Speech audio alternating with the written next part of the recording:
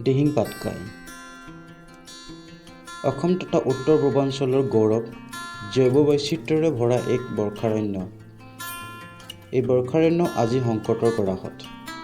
অচিৰেই দিহিং পাটকাইৰ অস্তিত্ব নোহোৱা হৈ যাব।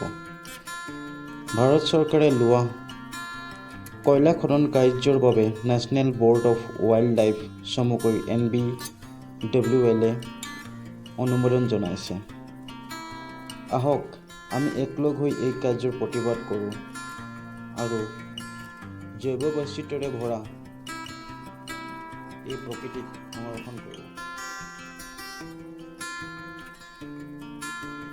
দিহিং পাটকাই নানা জীৱ জন্তু বহু প্ৰজাতিৰ চৰাইৰ বিচৰণ ভূমি তথা ইয়াক বনৰীয়া হাতী অৰ্থাৎ এলিফেণ্ট কৰিডৰ হিচাপেও জনা যায়।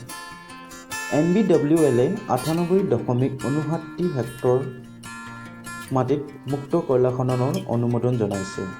এই NBWLৰ চেয়াৰমেন মাননীয় প্ৰধানমন্ত্ৰী নৰেন্দ্ৰ মোদী ডাঙৰীয়া।